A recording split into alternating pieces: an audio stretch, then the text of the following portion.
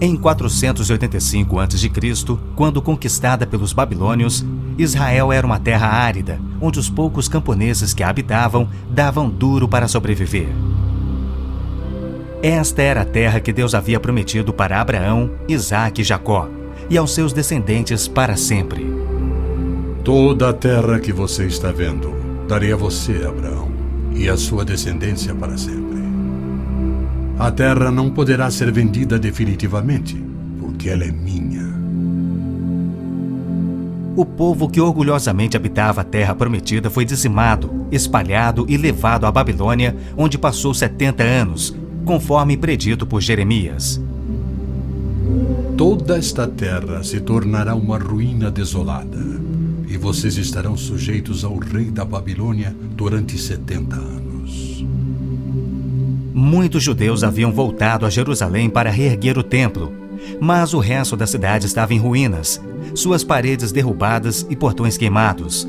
Em meio à desolação, Deus inspirou o profeta Zacarias a proferir uma das profecias mais notáveis já registradas. Ela predizia o período bíblico conhecido como os últimos dias. Farei de Jerusalém uma taça que embriague todos os povos ao seu redor. Farei de Jerusalém uma pedra pesada para todas as nações. O cumprimento dessa profecia após o admirável renascimento de Israel em 1948 é constatado pelo mundo todo. Exatamente como previsto na Bíblia, ao invés de Nova York, Berlim ou Moscou, a pequenina Jerusalém é o fardo maior dos países do mundo. O peso que ela tem é tal que o Conselho de Segurança das Nações Unidas dedicou quase 1/3 das suas deliberações a Israel, que representa apenas 1/1000 da população mundial.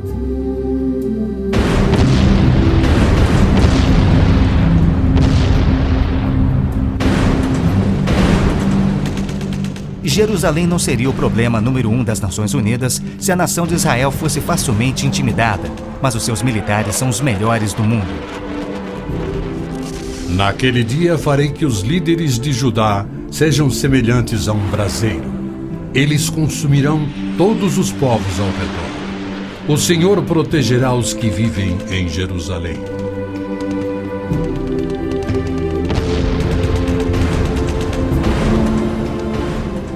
E exatamente como previsto, Israel tem devorado quem o ataca, vencendo todas as guerras, apesar de enormes desvantagens.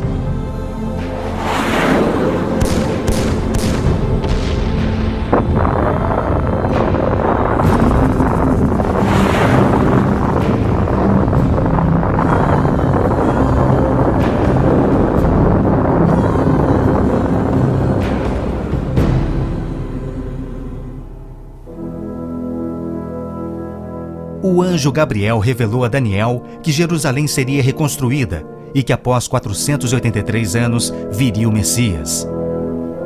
E que seu próprio povo, o povo de Israel, o rejeitaria e o crucificaria. Que a cidade e o templo ficariam outra vez em ruínas.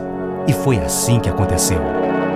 Depois o ungido será morto e já não haverá lugar para ele. A cidade e o lugar santo, o templo, serão destruídos pelo povo do governante que virá. Jesus entrou em Jerusalém no dia exato da profecia, foi aclamado como Messias e depois rejeitado. Jesus mesmo profetizou: Eu lhes garanto que não ficará aqui pedra sobre pedra, serão todas derrubadas. E serão levados como prisioneiros para todas as nações. No ano 70 DC, exatamente como Cristo previu, os exércitos romanos, sob Tito, saquearam Jerusalém, derrubaram o templo de Herodes e não deixaram pedra sobre pedra. Mais de 1 milhão de judeus foram mortos e o remanescente espalhado pelas nações. Vocês serão desarraigados da terra em que estão entrando para dela tomar posse. Então o Senhor os espalhará pelas nações, de um lado ao outro da terra. Os profetas de Israel também previram o antissemitismo, que perseguiria os judeus por toda parte. Vocês serão motivo de horror e objeto de zombaria e de riso para todas as nações. Espalhados entre as nações, os judeus têm sido odiados, perseguidos e mortos como nenhum outro povo, enquanto a estéril terra de Israel permaneceu de luto. Após sua visita em 1867, o escritor Mark Twain escreveu: Belém, a terra em que os anjos cantaram não é habitada por criatura alguma. A Palestina se recobre de pano de saco e cinzas, desolada e sem beleza. Em outra de suas profecias admiráveis, Jesus declarou: Jerusalém será pisada pelos gentios, até que os tempos deles se cumpram. Jerusalém foi disputada por todos os grandes povos da história. Babilônios a dominaram, depois os medo-persas. Alexandre o Grande tomou a Palestina para os gregos em cerca de 300 a.C. Depois foram os egípcios, seguidos pelos assírios e então os romanos. Invasores islâmicos se apoderaram dela, mas foram depostos nas cruzadas. Mais tarde, os mamelucos islâmicos do Egito a tomaram. Depois, os turcos otomanos reinaram por 4 séculos. E ao longo destes séculos, os judeus ali viveram e sofreram. O pleno cumprimento das profecias bíblicas sobre Israel, Jerusalém e os judeus é a prova incontestável da existência de Deus e da veracidade bíblica. Muitos pensam que as cruzadas católicas libertaram a Terra Santa para os judeus, quando, na verdade, massacraram os judeus e tomaram a terra para a Igreja Católica. O Papa Urbano II, que organizou a primeira cruzada, desafiou seus seguidores a seguirem a estrada para o Santo Sepulcro, tomando a terra daquela raça malvada e sujeitando-a ao seu domínio. Hordas de voluntários, ostentando a bandeira da cruz, massacraram os judeus, a linhagem terrena de Cristo. Isso por todo o trajeto a Jerusalém. O líder da cruzada, Godofredo de Bouillon, jurou que se vingaria pelo sangue de Cristo, matando até o último dos judeus. Ao tomarem a cidade de Davi, seus homens perseguiram os judeus até a sinagoga e atearam fogo nela. Os papas subsequentes trataram os judeus como leprosos sem qualquer direito. Entre estes, Pio VII, Leão XII, Pio VIII e Gregório XVI. O abuso de Hitler contra os judeus alemães antes da Segunda Guerra descortinou um antissemitismo fervilhante que se estendeu por todo o mundo. Ao navio transatlântico St. Louis, abarrotado com 1.100 refugiados judeus, foi negado acesso a todos os portos nas Américas do Sul, Central e do Norte. 700 destes tinham vistos de imigração para os Estados Unidos, porém o presidente Roosevelt os enviou de volta para morrerem nos fornos de Hitler. Até mesmo a Suíça rejeitou os judeus, devolvendo-os aos seus assassinos, e serviu como banqueira de Hitler, guardando para os nazistas bilhões de dólares em ouro e dinheiro roubado das vítimas judias. No final da Segunda Guerra, a promessa de Deus de retornar o seu povo à Terra Prometida parecia mais absurdamente ilógica do que nunca. 6 milhões de judeus perderam a vida no Holocausto de Hitler, um fato que muitos continuam a negar.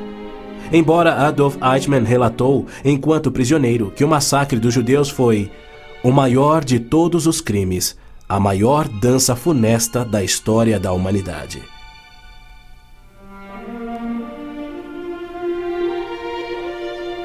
E o mais incrível é que, após a guerra, centenas dos esqueléticos sobreviventes, libertados dos campos de extermínio, foram mortos em toda a Europa.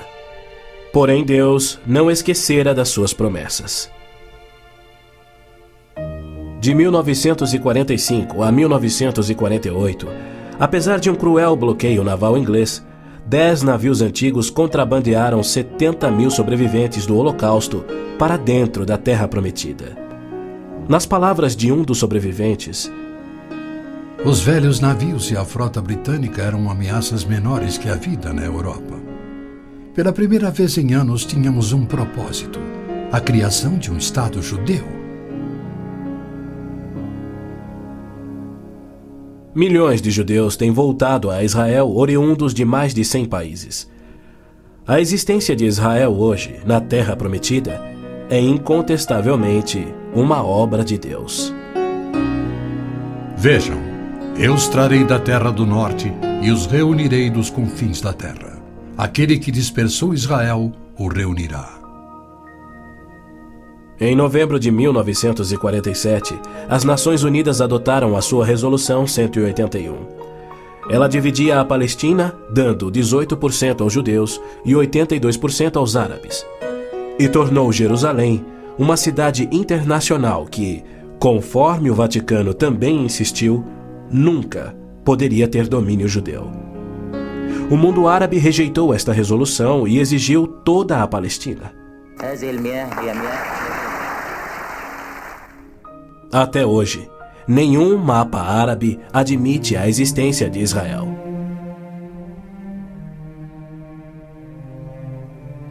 Em 14 de maio de 1948, Israel declarou sua independência. E foi imediatamente invadido por 6 nações árabes.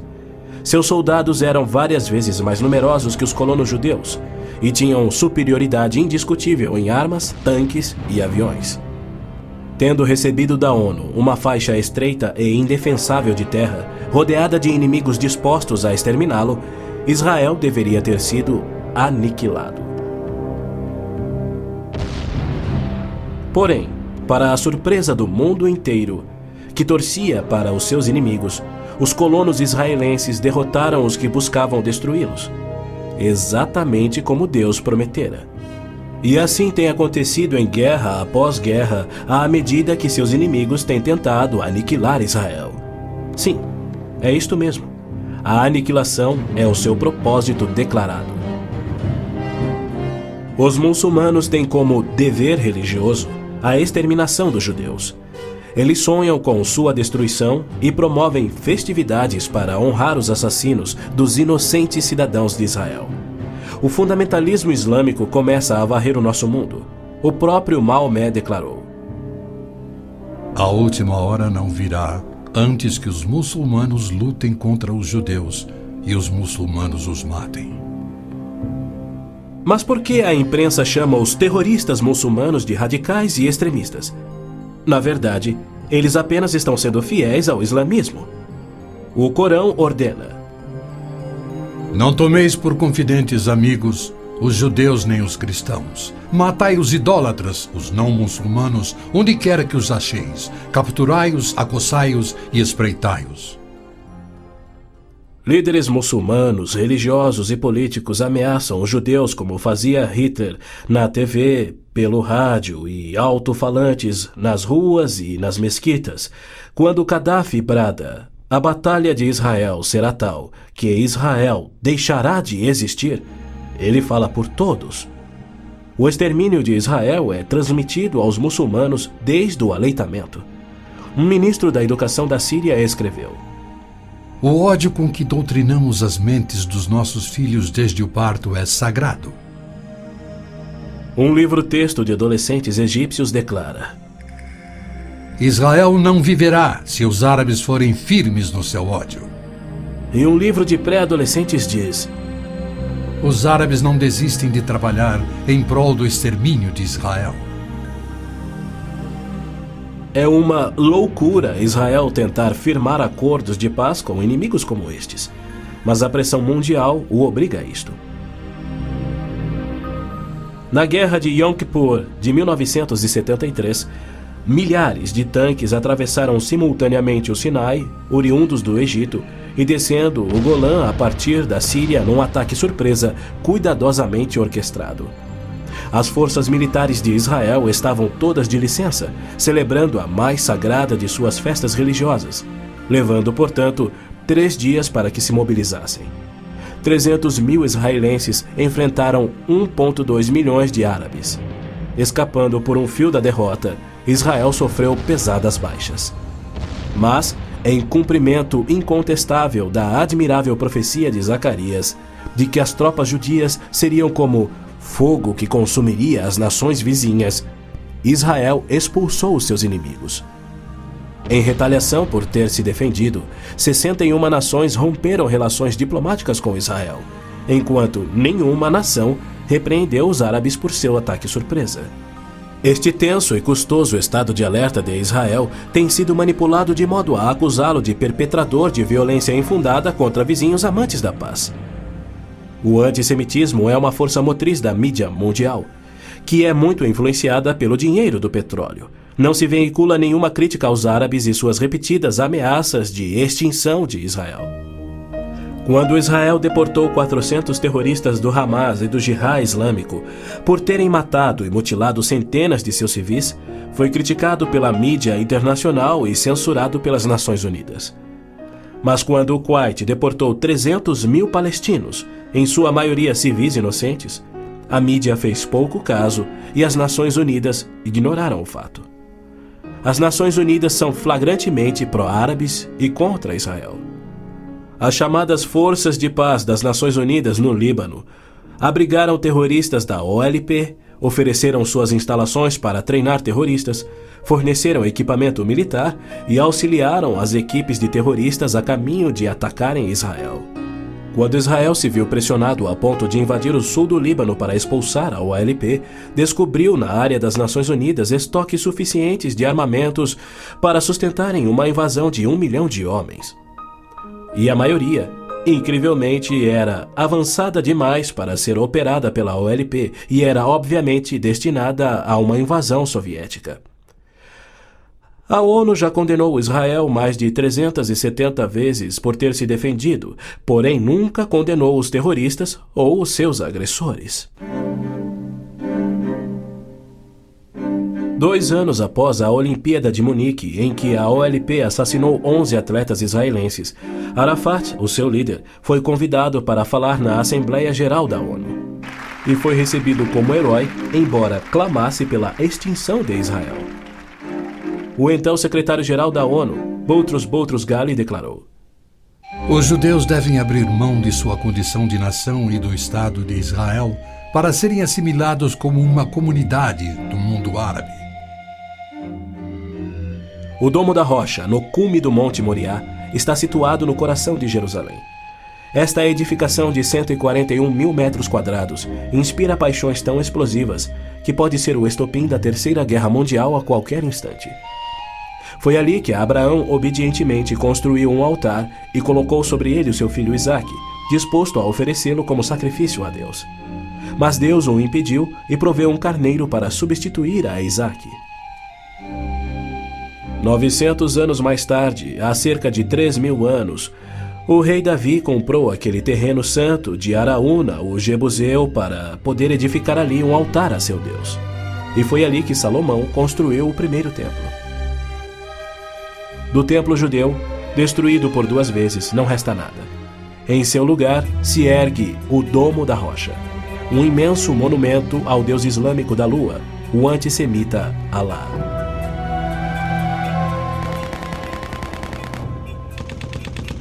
Em 1967, quando Israel capturou o leste de Jerusalém e junto com ele o Monte do Templo, isto parecia contradizer a profecia de Cristo de que Jerusalém seria pisoteada pelos gentios até a sua vinda. Mas, incrivelmente, Israel imediatamente devolveu o Monte do Templo aos cuidados do rei Hussein da Jordânia. Este, por sua vez, o confiou a Yasser Arafat e a sua OLP em 1994. Assim, o coração de Jerusalém está nas mãos de gentios e as nações dos gentios de todo o mundo exigem o controle. Uma das principais tensões no Oriente Médio, hoje em dia, é a questão do chamado povo palestino. A Organização de Libertação da Palestina, a OLP, liderada por Yasser Arafat desde 1969, alega representar os palestinos. A OLP declara: Nosso conflito com o inimigo sionista não surge em função da demarcação de suas fronteiras, mas sim da própria existência de Israel. A OLP, como todos devem saber, é uma organização islâmica de terrorismo. Ela treinou as gangues de assassinos de Idi Amin, que mataram 300 mil cristãos negros em Uganda. Na verdade, a maioria das organizações terroristas em todo o mundo foram treinadas pela OLP. Arafat cometeu seu primeiro assassinato aos 20 anos. Sob sua liderança, a OLP se tornou a maior, a mais rica, a mais violenta e a mais sangrenta das organizações terroristas já conhecidas.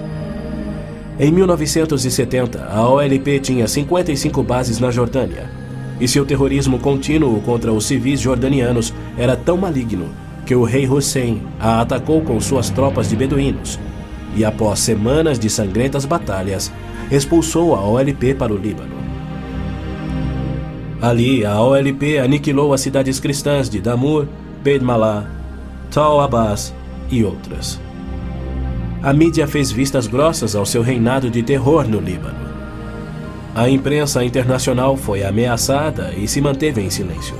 Os que ousaram divulgar a verdade tiveram mortes brutais. Larry Buckman e Sean Turan, da TV ABC, Mark Trion, da Rádio Belga Livre, Robert Pfeffer, da revista Der Spiegel, e outros. Cerca de 300 mil civis libaneses foram mortos e mais de 100 mil das jovens sobreviventes foram engravidadas por estupros da OLP antes que Israel a expulsasse. Porém, novamente, Israel foi censurado. Ladies and gentlemen, Mr. Arafat, Chairman of the Executive Council of the Palestine Liberation Organization, His Excellency Yitzhak Rabin, Prime Minister of Israel, the President of the United States.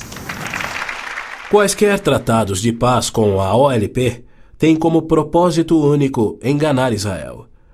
O modelo que os muçulmanos seguem hoje foi dado por Maomé. Em 628, ele firmou um tratado de paz de 10 anos com sua tribo Quraysh, em Meca. 2 anos mais tarde, ele atacou Meca, matando os homens e escravizando as mulheres e crianças.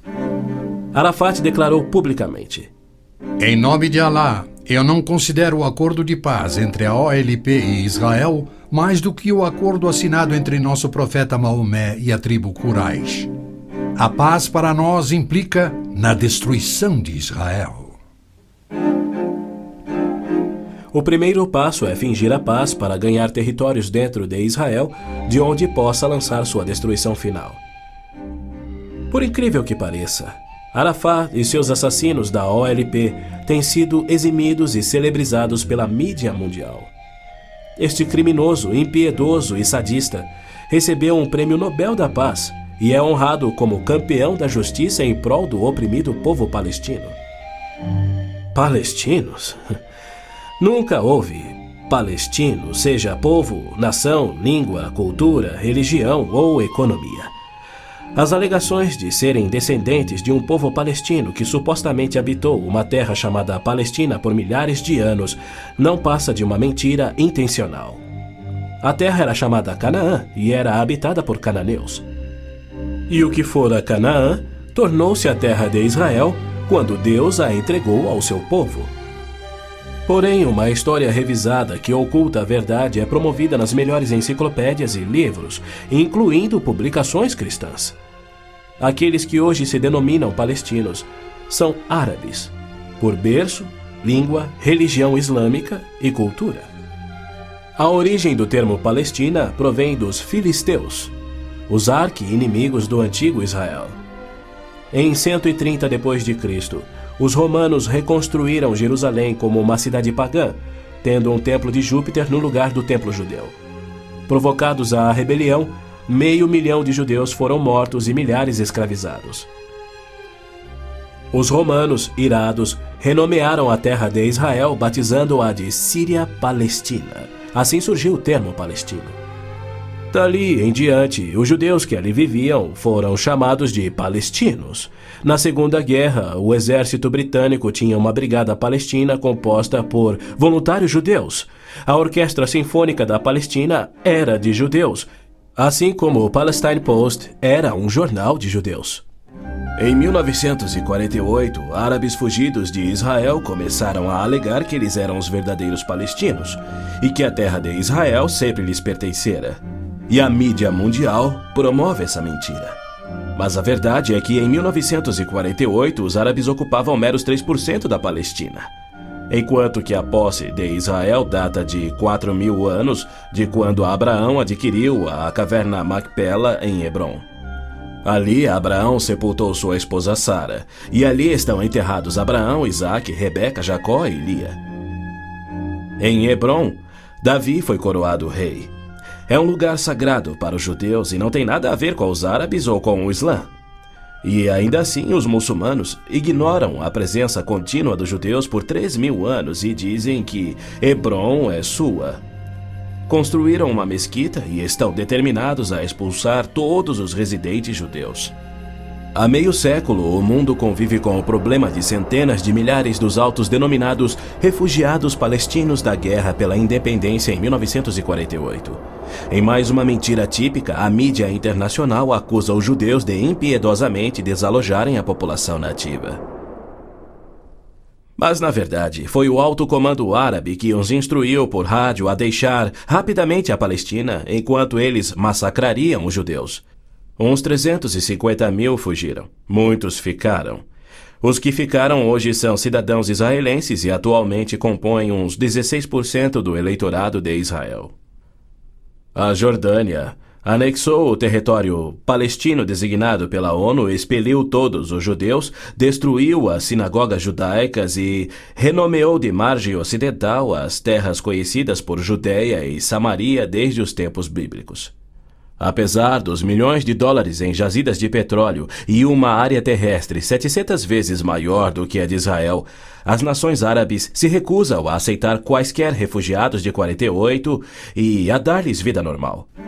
Somando milhões devido à sua alta taxa de natalidade, hoje eles são restritos a vergonhosos acampamentos de refugiados em Gaza, Jordânia, Líbano, Síria e na margem ocidental. Estes infelizes são mantidos assim para que seu infortúnio seja exibido como propaganda.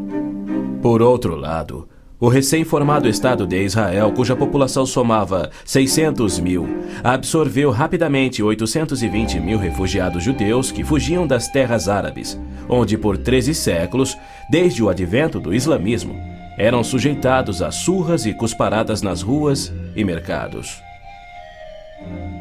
Centenas foram brutalizados ou mortos pelos muçulmanos em surtos imprevisíveis de violência e tiveram suas posses confiscadas. O renascer de Israel propiciou um refúgio acolhedor para o qual fugiram. Israel já assimilou milhões de imigrantes. Mais de 1 milhão de refugiados ficaram sob o domínio de Israel nos acampamentos em 1967, na Guerra dos 6 Dias. Israel lhes oferece terras estatais, eletricidade, água, esgoto, pavimentação e escolas, e já construiu 9 complexos residenciais para abrigar 10.000 famílias. As nações árabes, incrivelmente, se opõem ao auxílio que Israel oferece aos seus refugiados.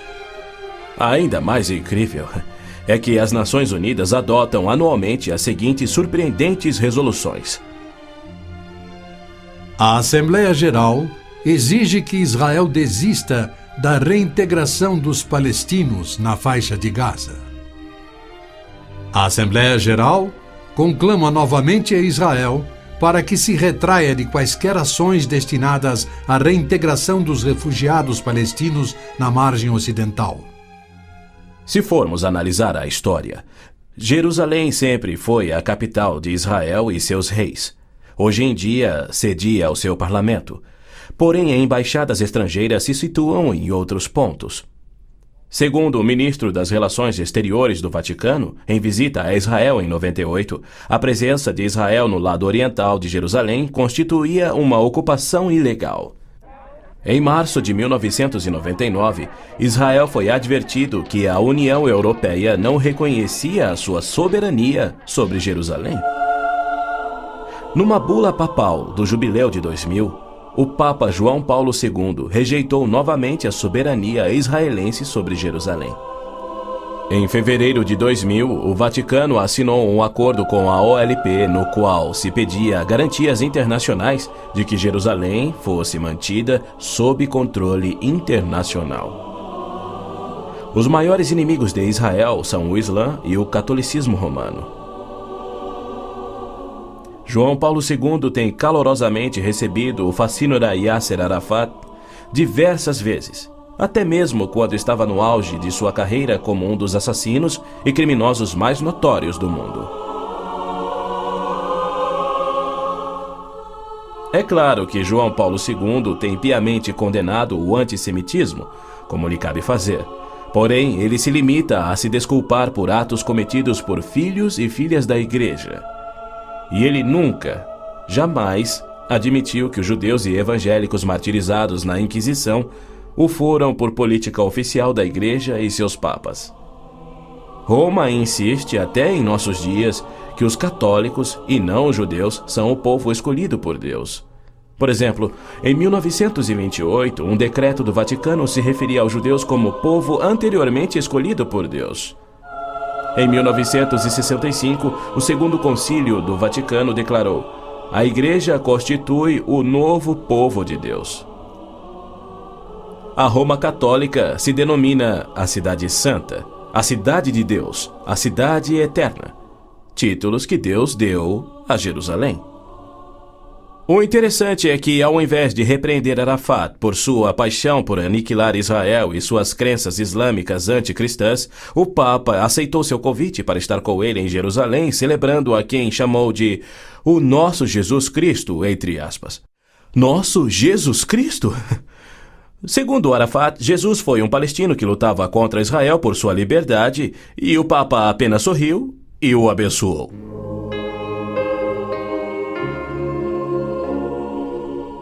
Os judeus culpam a Cristo e aos cristãos pelo antissemitismo do catolicismo romano. Mas o catolicismo, com seu falso evangelho de obras, sacramentos, purgatório e indulgências, não representa o cristianismo bíblico. Nenhum cristão verdadeiro poderia ser antissemita. Jesus foi um judeu. Inclusive, a Igreja Católica matou muito mais evangélicos do que judeus. O Papa Inocêncio III massacrou por completo a cidade de Béziers, na França. Morreram cerca de 60 mil cristãos albigenses. E, segundo o Papa, foi o auge do seu papado. Os exércitos dos papas levaram um século para exterminar os albigenses e o mesmo destino foi imposto aos valdenses, huguenotes, husitas e outros.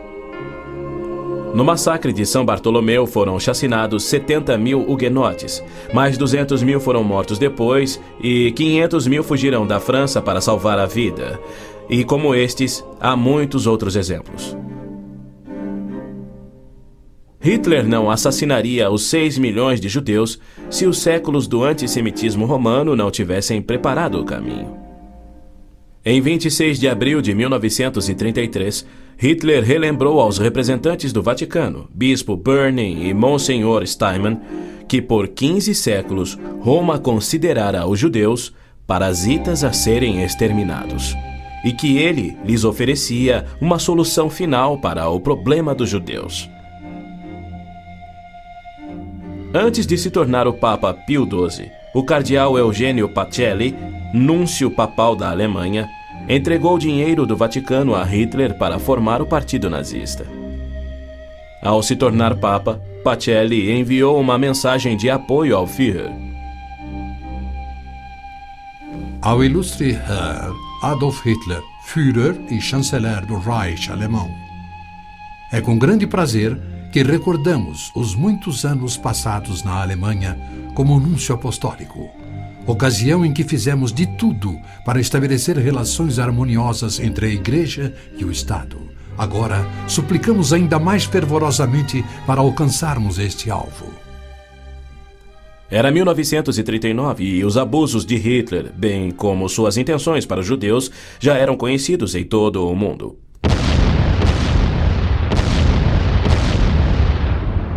Foi em janeiro daquele ano que Hitler declarou que a guerra resultaria na, abre aspas, exterminação da raça judaica, fecha aspas.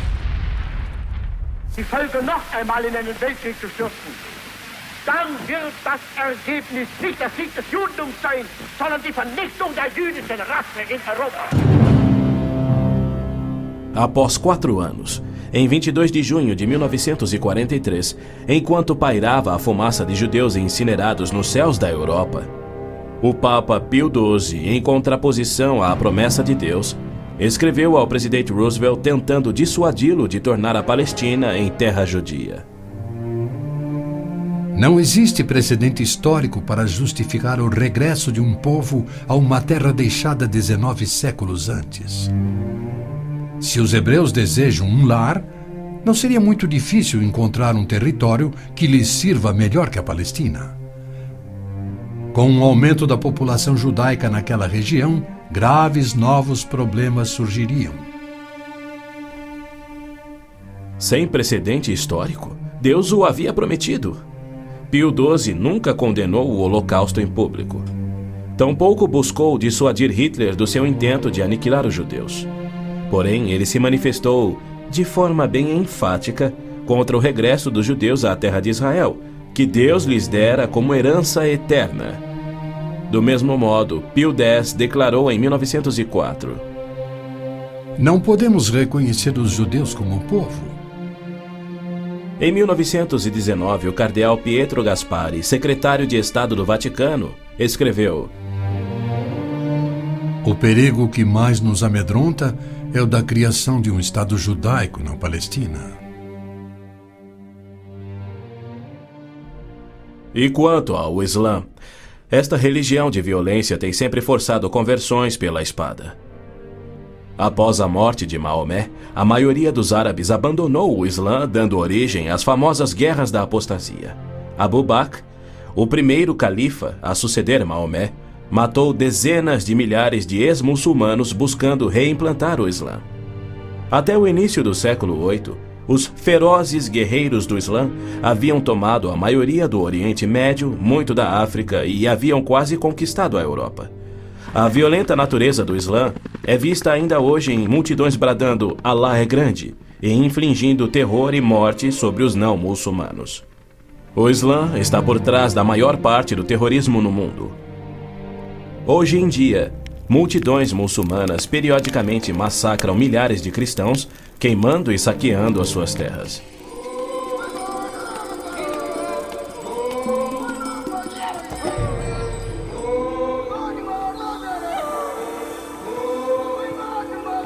No sul do Sudão, milhões de cristãos negros estão sendo privados de alimento, escravizados e até mortos pelo governo islâmico do norte. É verdade que os judeus foram mortos durante as cruzadas, mas isso foi contra o ensinamento de Cristo e seu divino exemplo. Já os terroristas muçulmanos matam como forma de obediência a Alá, em obediência ao Corão e ao ensino e exemplo de Maomé. Qualquer estudioso muçulmano concordará ser o dever sagrado de todo muçulmano em todas as eras praticar guerra santa o quanto for possível para forçar o mundo inteiro à submissão ao Islã. O Corão mantém mais de 100 versículos sobre lutar e matar neste propósito. Porém, a mídia internacional insiste em descrever o Islã como religião pacífica. Tony Blair, o premier britânico, classificou o Islã dizendo ser sinônimo da paz, tolerância, além de uma força para o bem. Muitos políticos de destaque no Ocidente têm elogiado o Islã e seus caminhos pacíficos, e líderes religiosos também.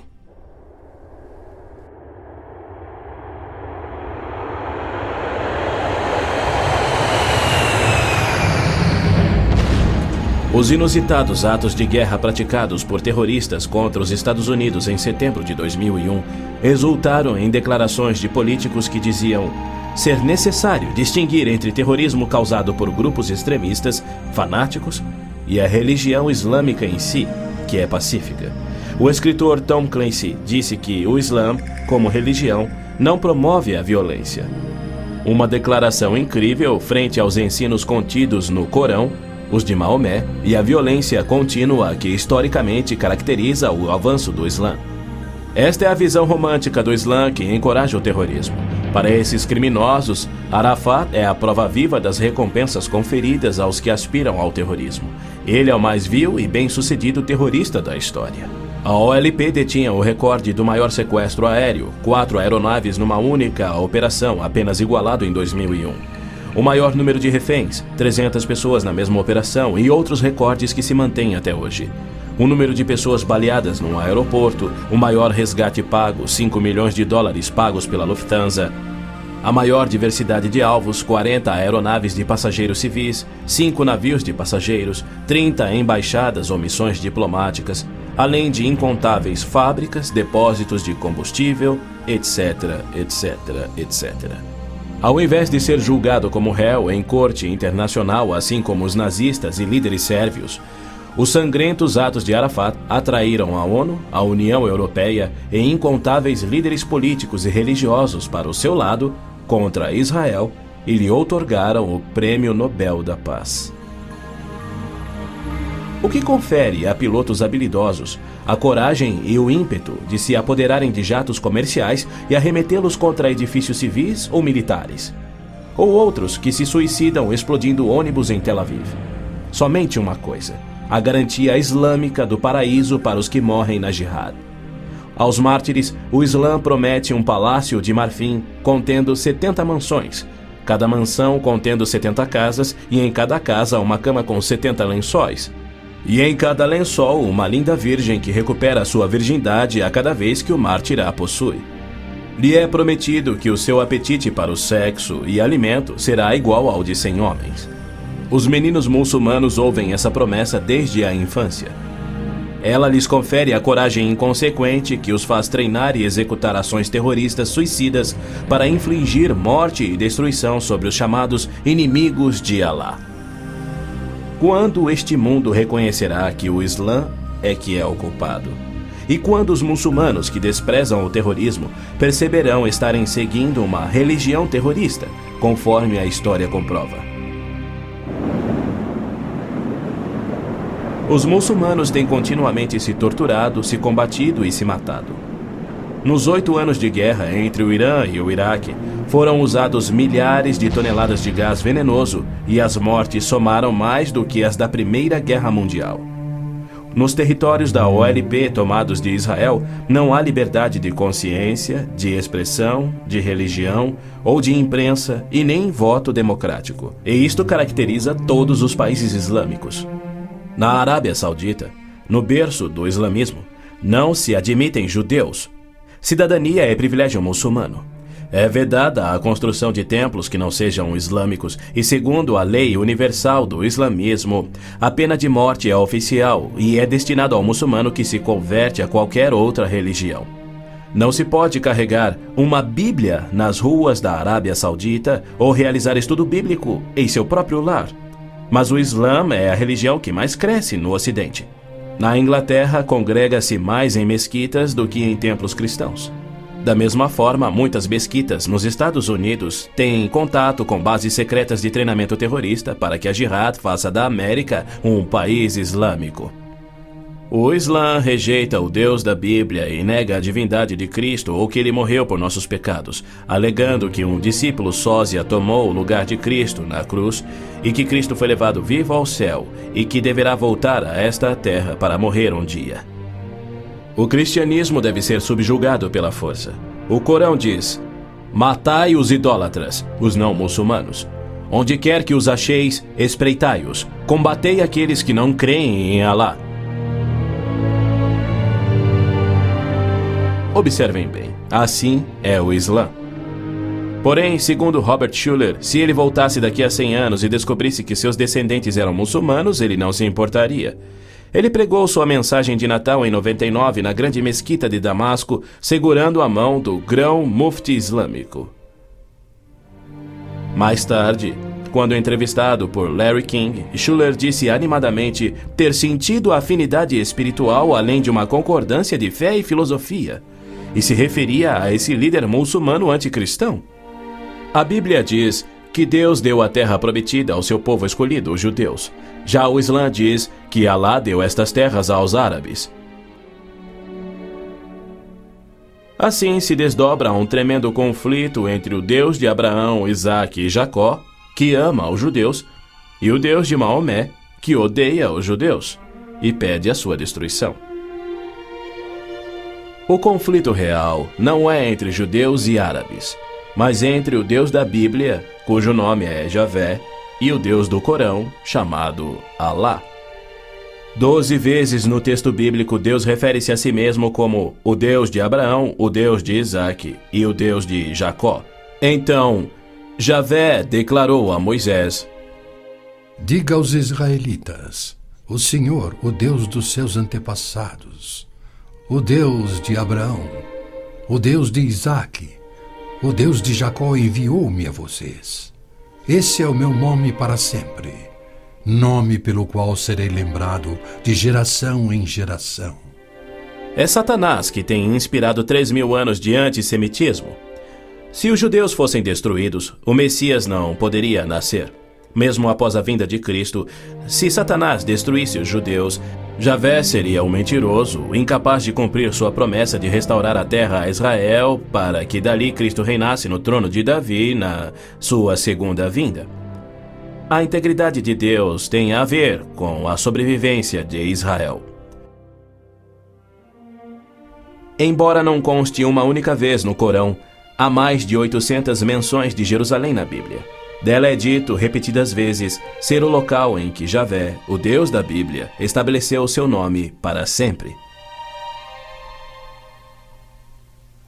Yasser Arafat alega que Jerusalém tem sido uma cidade árabe há milhares de anos, quando na realidade ela nunca o foi.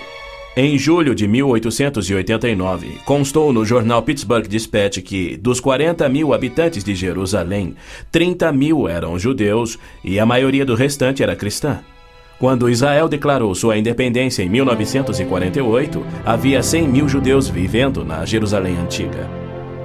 Ela foi fundada há 3.000 anos por Davi, o grande rei de Israel, e se manteve uma cidade judia desde então. Não é à toa que mais de 40 vezes a Bíblia se refere a Jerusalém como sendo a cidade de Davi. Ali Deus estabeleceu o trono de Davi para sempre. E naquele trono, o Messias, descendente de Davi, deverá reinar sobre Israel e o mundo.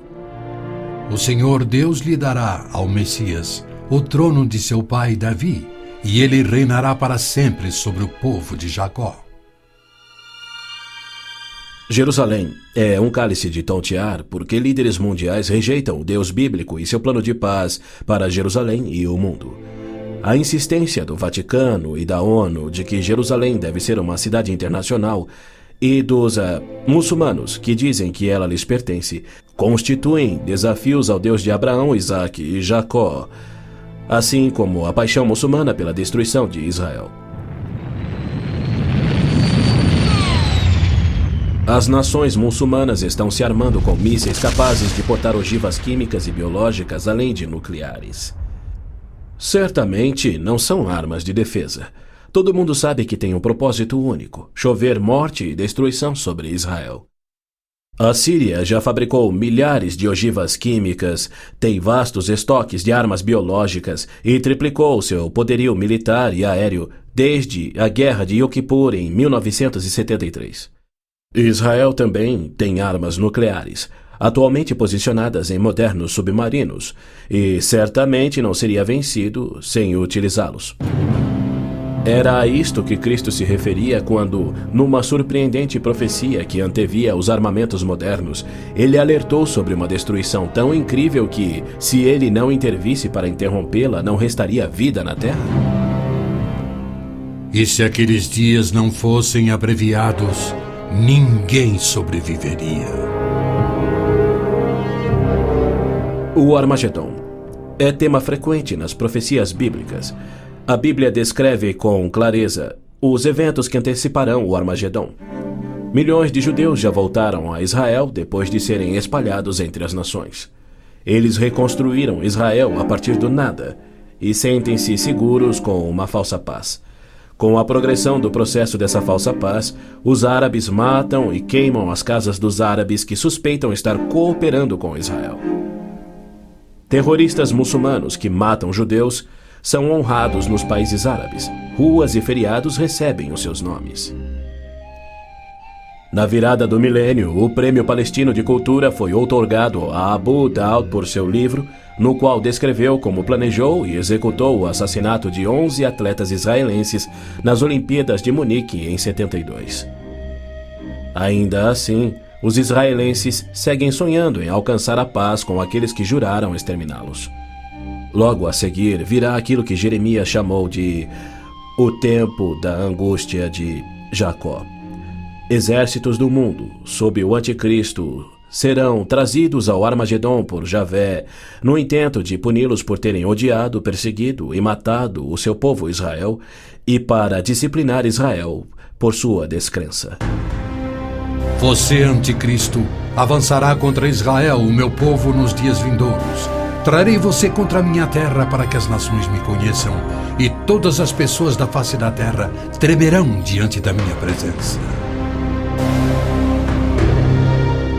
Reunirei todos os povos para lutarem contra Jerusalém. Depois, o Senhor sairá para a guerra contra aquelas nações. As frases "a minha presença" e "o Senhor sairá para a guerra" indicam que Deus mesmo virá salvar Israel no Armagedom. Zacarias diz: Deus virá como um homem ressurreto que foi traspassado. Este só pode ser o Messias, a quem Isaías chamou Deus poderoso, o Pai eterno. Ouça novamente as previsões dos profetas judeus sobre a rejeição do Messias, sua crucificação pelo seu povo e sua morte pelos pecados do mundo.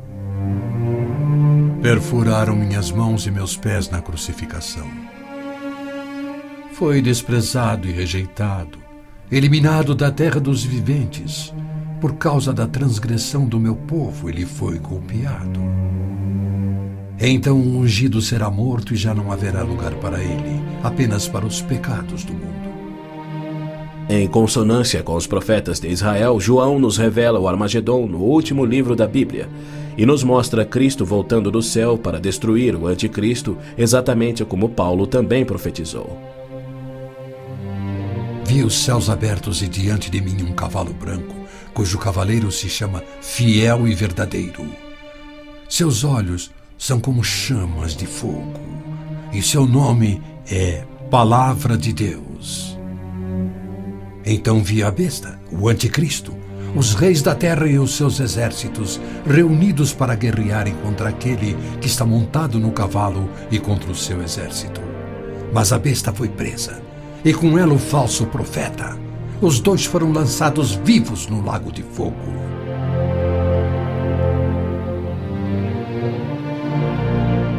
Antes do Armagedom, o anticristo irá confirmar um pacto de 7 anos, garantindo uma falsa paz entre árabes e judeus. Prometerá segurança a Israel, permitirá que Israel reconstrua o templo e reinicie os sacrifícios de animais, após um intervalo de mais de 1.900 anos. O anticristo quebrará seu pacto, cessará os sacrifícios, colocará a sua imagem no templo, declarando ser Deus e exigindo ser adorado. Os que se recusarem morrerão. Com muitos ele fará uma aliança que durará uma semana. No meio da semana ele dará fim ao sacrifício e à oferta. Então será revelado o homem do pecado, chegando até a assentar-se no santuário de Deus, proclamando que ele mesmo é Deus. Foi-lhe dado poder para fazer que fossem mortos todos os que se recusassem a adorar a imagem.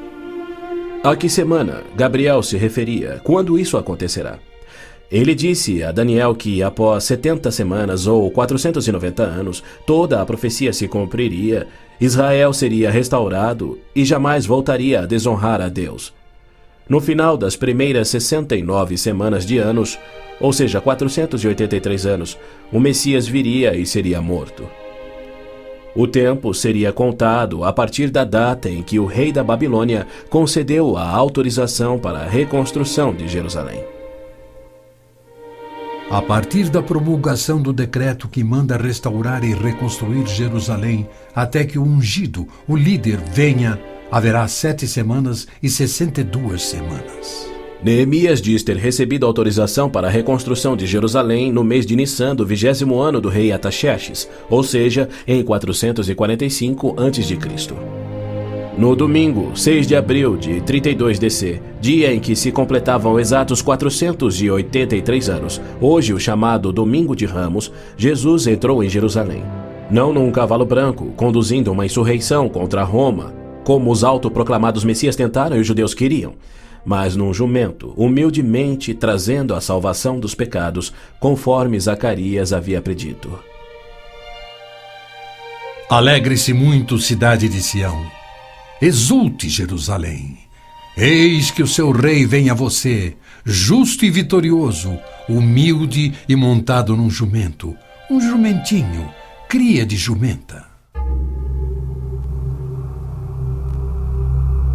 Foi no dia 10 de Nissan, que era o dia em que os cordeiros pascais eram tirados do rebanho, que Jesus entrou em Jerusalém e apresentou ele mesmo ao seu povo.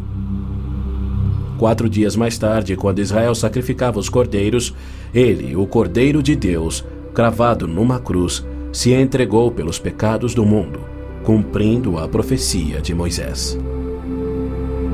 No 14º dia do mês, quando toda a comunidade de Israel irá sacrificar o cordeiro ao pôr do sol. É fato histórico indiscutível que Jesus entrou em Jerusalém num jumento no dia profetizado, foi aclamado como Messias, foi rejeitado por Israel e crucificado conforme os profetas haviam predito. Como resultado, foram postergados os planos que Deus tinha para Israel na 70ª semana de Daniel. Hoje vivemos na época que Cristo chamou de Tempos dos Gentios, pois Jerusalém é uma cidade internacional dominada por não-judeus. E Cristo tem construído a sua igreja, composta tanto por judeus quanto gentios que creem em seu nome. Somente quando esta igreja for arrebatada para os céus, conforme prometido por Cristo, é que terá início a 70ª semana de Daniel.